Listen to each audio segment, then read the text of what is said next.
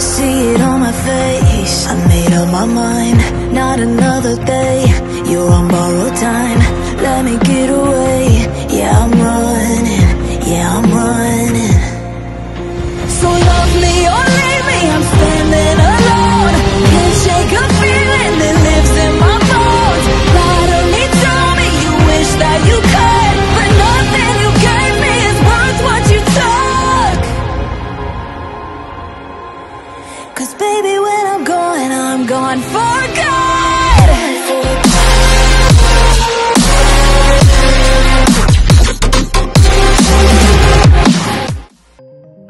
Melanjutkan dari kisah sebelumnya. Setelah terobosan besarnya, Xiaoyan yang semakin kuat bersama kelompoknya bersiap memasuki panggung wilayah kuno. Tempat pertempuran hebat di masa lalu yang penuh tekanan misterius dan dikuasai oleh banyak faksi kuat. Di sepanjang jalan, Xiaoyan juga menemukan beberapa faksi. Tetapi kebanyakan dari mereka adalah faksi yang belum pernah ditemui Xiaoyan sebelumnya. Meski faksi-faksi ini cukup kuat, Xiaoyan tidak berniat untuk berhenti dan berteman dengan mereka. Semuanya jelas datang dengan tujuan yang sama, yaitu pohon bodhisattva kuno. Pada saat ini karena Paras Cailin yang cantik, Yun Yun yang murni, dan dokter peri kecil yang manis, kelompok mereka jelas menarik sejumlah tatapan yang tidak biasa. Jelas mereka semua terpana melihat kecantikan ini. Setelah memasuki panggung wilayah kuno, sebuah kotak besar tiba-tiba muncul di garis pandangan mereka. Mereka juga melihat banyak manusia yang berkerumun di alun-alun. Semuanya, hati-hati, ucap Xiaoyan memperingati yang lainnya. Iya, semua orang segera mengangguk ketika mereka mendengar pengingat Xiaoyan. Dia segera memimpin kelompok Cailin ke alun-alun sebelum menuju ke tengah. Melihat banyak faksi yang kuat hadir di sini, Xiaoyan jelas menduga bahwa klan Gu pasti akan datang dan tidak akan melewatkan kesempatan ini. Oleh karena itu dia juga berusaha akan mencari Sun Er di antara orang-orang ini. Hanya setelah tiba di alun-alun, Xiaoyan menemukan bahwa ada panggung batu yang tinggi di tengahnya. Ada beberapa orang di atas panggung batu. Jelas orang-orang di atas panggung semuanya memiliki aura yang sangat kuat. Ketika mata Xiaoyan melihat panggung batu, dia menemukan beberapa sosok yang dikenalnya. Namun saat Xiaoyan melangkah ke panggung batu, dia tiba-tiba merasakan mata sedingin es dilemparkan ke arahnya. Di saat yang sama suara sedingin es yang samar terdengar dari panggung batu itu. Tempat ini bukanlah tempat yang seharusnya kau datangi. Enyahlah. Langkah kaki Xiaoyan berhenti saat dia mendengar suara sedingin es ini. Dia menoleh. Saat matanya melirik, sudut mulutnya terangkat menjadi busur. Feng King-er, ucap Xiaoyan. Suara sedingin es yang tiba-tiba terdengar di atas panggung batu menarik beberapa tatapan terkejut. Kelompok dari klan Gu yang duduk di sudut panggung batu juga mengalihkan pandangan mereka karena suara Feng King-er. Xiaoyan gege, ucap Sun Er. Sun Er yang telah beristirahat dengan mata tertutup telah membukanya saat ini. Hahaha, sepertinya Xiaoyan menemui masalah. Tidak terduga bahwa dia juga telah membentuk dendam dengan suku Heaven Demon Phoenix. Ucap Guhua yang berada di samping Sun Er. Suku Heaven Demon Phoenix ini berlebihan. Ucap Sun Er. Segera dia bergegas ke tempat Xiaoyan. Pada saat ini di tempat Xiaoyan, dia hanya mengucapkan 3 kata atas perkataan Feng King-er. Gadis yang berisik, ucap Xiaoyan dengan tatapan dingin. Mendengar ini, seketika Feng King-er menjadi sangat marah. Dia segera melambaikan tangannya dan pilar warna-warni merobek ruang seperti kilat. Itu dengan kejam menembak ke arah kepala Xiaoyan. Namun Xiaoyan dengan mudah menanganinya. Perasaan ini memang dari Phoenix kuno surgawi. Gumam Xiaoyan. Xiaoyan, hari ini kau akan menggunakan hidupmu untuk menebus rasa sakit yang aku terima. Teriak Feng King-er. Feng King-er menatap dingin penuh kebencian pada Xiaoyan. Jika kelompok Xiaoyan tak mengambil buah asal naga Phoenix, mereka tidak akan dihukum. Karena hanya darah esensi surga Phoenix lemah yang ditemukan, suku Heaven Demon Phoenix melakukan transparansi tulang dengan darah murni yang menyakitkan dan berbahaya. Dari 10 yang dicoba, hanya 2 yang selamat termaksud Feng Qing'er dan 8 lainnya telah mati. Pada saat ini mata Cailin dan yang lainnya di belakang Xiaoyan menjadi dingin ketika mereka melihat Feng Qing'er menyerang sesuka hatinya. Daoqi melonjak keluar dari tubuh mereka. Setelah itu banyak pasang mata dengan dingin menatap Feng Qing'er saat Daoqi berkumpul di telapak tangan mereka. Kau adalah Xiaoyan. Karena Qing'er ingin berdebat denganmu, kau harus bertarung dengannya sendirian. Yang lain tidak perlu campur tangan. Suara samar tiba-tiba ditransmisikan dari belakang Feng Qing'er ketika Daoqi melonjak dari kelompok Cailin. Orang yang akan menderita kerugian mungkin adalah kelompokmu kan? Ucap Gu Qingyan dengan suara yang sama tenangnya. Gu Qingyan, apakah kelompokmu juga berencana untuk ikut campur? Ucap Jiu Feng. Hahaha, jika itu pertarungan 1 lawan 1, kita secara alami tidak perlu campur tangan. Ucap Gu Qingyan. Setelah itu matanya beralih ke Xiaoyan saat dia mengangguk. Xiaoyan juga membalas senyuman Gu Qingyan dan mengangguk. Tetapi matanya tertuju pada Sun Er yang berada di samping Gu Qingyan. Xiaoyan, apakah kau berani menerima tantangan ini? Ucap Jiu Feng. Sesuai keinginanmu. Ucap Xiaoyan perlahan melangkah maju sambil tersenyum. Pada saat ini senyum dingin muncul di wajah Feng Qing'er ketika dia melihat Xiaoyan melangkah maju. Bayangan ponik surga. Teriakan marah keluar dari mulut Feng Qing'er. Seketika Daoqi dengan cepat melonjak keluar dari tubuhnya dan membentuk sosok ilusi surga ponik seluas 1000 kaki di langit. Gelombang demi gelombang tekanan kuno menyebar. Sosok ilusi surga ponik yang sangat besar mengeluarkan teriakan yang jelas saat kedua sayapnya mengepak. Momentum itu menyebabkan ekspresi banyak ahli berubah. Xiaoyan, matilah. Kebencian di wajah Feng Qing'er menjadi lebih padat saat dia menatap sosok ilusi surga Poniksnya yang kurang dari 1000 kaki dari Xiaoyan. Teriakan sedingin es bergema di seluruh alun-alun. Pada saat ini Xiaoyan tidak dapat mengelak bahkan jika dia mau. Itu masih trik kecil yang sama. Ucap Xiaoyan hanya menyeringai saat mendengar teriakan dingin Feng Qing'er. Dia tidak menunjukkan tanda-tanda menghindar. Pada saat yang sama, cahaya kemasan melonjak di matanya yang hitam pekat.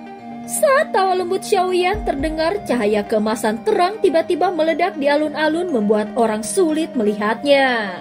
Meskipun begitu, para ahli bisa merasakan ilusi besar surga Phoenix bertabrakan dengan energi dari Xiaoyan.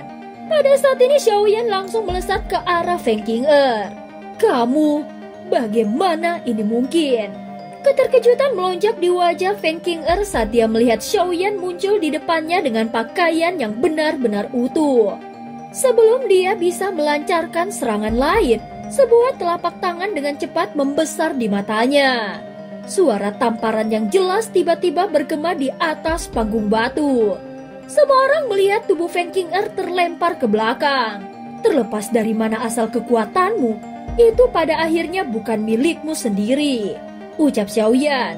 Segera dia memberikan serangan telapak tangan yang mematikan kepada Feng Qing'er. Jelas Feng Qing'er yang kekuatannya lebih lemah dari Xiaoyan langsung terlempar dengan keras ke tanah. Di hadapan Xiaoyan, dia bukanlah seorang wanita melainkan seorang musuh yang harus dibasmi. Melihat Feng Qing'er yang kalah telak, kelompok dari suku Heaven Demon Phoenix langsung tercengang. Berhenti! Qing'er lebih lemah darinya. Gendong dia kembali. Ucap Jiu Feng membuka mulutnya saat orang-orang ini hendak menyerang. Matanya yang berwarna-warni menatap Xiaoyan saat dia dengan lembut berkata, "Kau cukup kuat. Hahaha. Aku telah belajar pelajaranku. Di masa depan, aku akan bertindak secara pribadi." Ucap Jiu Feng sambil tersenyum. "Aku akan menunggumu kapan saja," jawab Xiaoyan dengan singkat. Segera dia kembali ke kelompok Cailin. Hahaha, Xiaoyan, kau benar-benar kejam. Ini pertama kalinya aku melihatmu memukuli seorang wanita.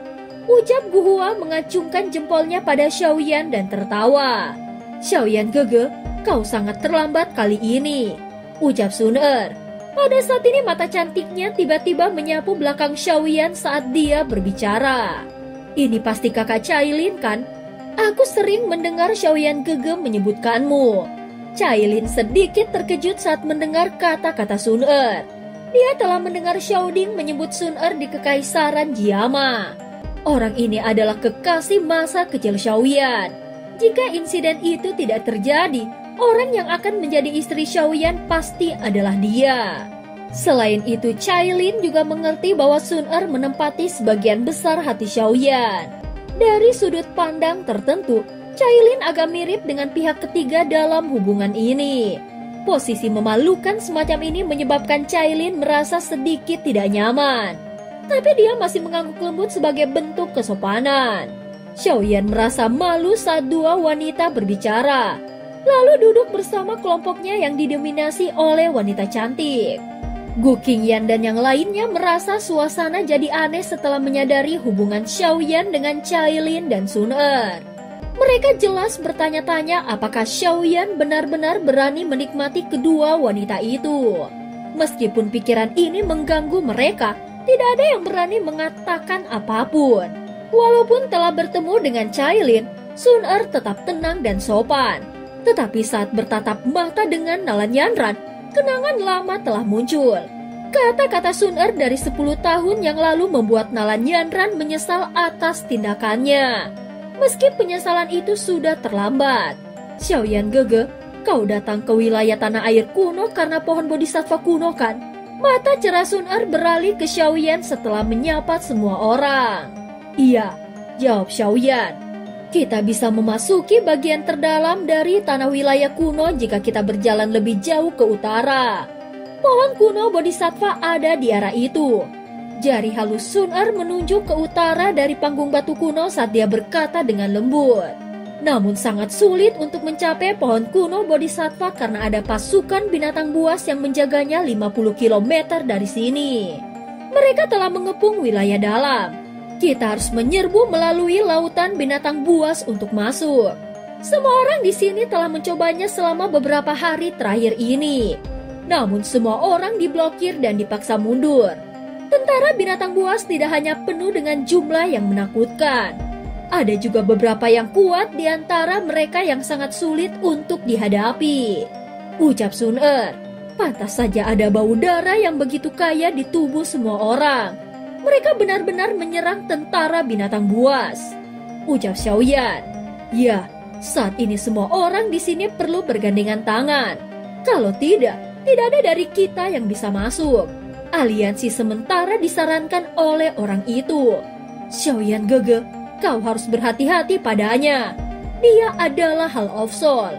Selain itu, dia adalah satu dari 2 orang dari generasi muda klan Hun saat ini yang kemungkinan akan menjadi kepala klan Hun berikutnya. Hati Xiaoyan bergetar saat mendengar kata-kata ini. Matanya mengikuti tatapan Sun Er saat dia melihat ke atas. Sementara Xiaoyan mengamati pria berpakaian hitam itu. Pria itu juga menoleh dan menatap wajah Xiaoyan dengan tersenyum. Orang yang sangat berbahaya, ucap Xiaoyan. Namanya adalah Hun Yu. Menurut informasi yang kami terima, persaingan dalam klan kuno seperti klan Hun sangat kejam. Nasib orang yang gagal biasanya sangat menyedihkan. Hun Yu dikabarkan tidak pernah gagal sejak dia lahir. Semua pesaingnya jatuh di bawah kakinya. Selain itu, orang ini memiliki garis keturunan dewa dari klan Hun. Ucap suara Sun Er dengan serius. Garis keturunan dewa ya? Gumam Xiaoyan. Apakah kita akan meluncurkan serangan skala penuh dan menyerang gelombang monster kali ini? Xiaoyan melihat sekelilingnya. Setidaknya ada 1000 orang berkumpul di sini. Semuanya jelas memiliki kekuatan yang besar. Barisan ini layak disebut menakutkan. Ya, setelah orang-orang di sini diatur dengan benar, kita akan sekali lagi menerjang masuk ke gelombang binatang buas itu. Tidak ada faksi yang bisa berhasil masuk sendirian. Gelombang binatang itu terlalu menakutkan. Sun Er mengangguk dan menjawab. Xiaoyan dengan lembut mengangguk ketika dia mendengar jawabannya. Dia baru saja akan berbicara ketika suara lembut tiba-tiba bergema di alun-alun. Semuanya, Kalian semua harus waspada dengan situasi kita saat ini. Tujuan kita adalah pohon kuno Bodhisattva di bagian terdalam dari wilayah tanah air kuno. Satu-satunya kesempatan kita adalah bekerja sama. Hanya dengan mengandalkan kekuatan kita bisa menghancurkan gelombang binatang itu. Jika tidak ada harapan untuk mencapai pohon kuno Bodhisattva. Aliansi ini tidak memiliki senioritas atau peringkat apapun. Karenanya tidak ada yang akan memberi perintah kepada orang lain. Tentu saja, siapapun yang tidak mempercayaiku bisa tetap tinggal. Aku tidak akan memaksa siapapun. Tetapi siapapun yang tertinggal akan kembali dengan tangan kosong. Ucap Hunyu. Segera keheningan muncul setelah semua orang mendengar kata-kata Hunyu. Sesaat kemudian, banyak orang mulai menganggukkan kepala. Kakak Hunyu benar. Suku Heaven Demon Phoenix akan menemanimu dalam upaya ini. Ucap Jiu Feng. Hahaha, kalau begitu, aku akan berterima kasih kepada saudara Jiu Feng. Ucap Hunyu tersenyum. Cukup banyak orang yang langsung menganggukkan kepala setuju. Orang ini sepertinya bukan orang biasa. Ucap Xiaoyan menatap Jiu Feng. Hahaha, orang itu bernama Jiu Feng. Reputasinya di dunia Magical Beast cukup besar. Dan telah diputuskan bahwa dia akan menjadi kepala suku berikutnya dari suku Heaven Demon Phoenix. Matanya yang berwarna-warni adalah hasil dari metode Qi yang dia praktikan. Sebagian besar keterampilan Dao melatih kedua matanya. Mereka sangat langka dan sulit untuk ditangani. Ucap Gu Qingyan. Xiaoyan mengangguk. Tidak heran dia tampaknya memiliki status tinggi dalam suku Heaven Demon Phoenix. Baiklah, karena tidak ada yang keberatan, mari kita segera bergerak. Sekarang sudah sekitar setengah hari dan waktu ketika binatang buas tertidur. Ucap Hunyu tersenyum. Mari kita juga bersiap untuk pergi. Semuanya harus berhati-hati. Jelas Jiu Feng dan Hunyu hanya akan memanfaatkan orang-orang demi kepentingan mereka. Ucap Sun Er. Mendengar kata-kata Sun Er, semua orang mengangguk. Segera dengan hati-hati mereka juga melesat maju setelah melihat kelompok Hunyu bergerak. Kelompok Xiaoyan juga tercampur dalam kontingen besar ini. Saat kelompok terbang melewati Gunung Hijau, mereka melihat dataran hitam luas penuh binatang buas besar yang membentuk lautan darah dengan raungan mengerikan. Xiaoyan terkejut melihat betapa menakutkannya gelombang binatang dari wilayah kuno ini. Jelas dia menyadari peluang mereka sangat kecil. Pada saat ini matanya mencari-cari di balik gelombang binatang, bertanya-tanya apakah pohon kuno Bodhisattva ada di sana. Dan cerita pun berakhir. Terima kasih udah dengerin Mihu dari awal sampai akhir ya. Sampai jumpa.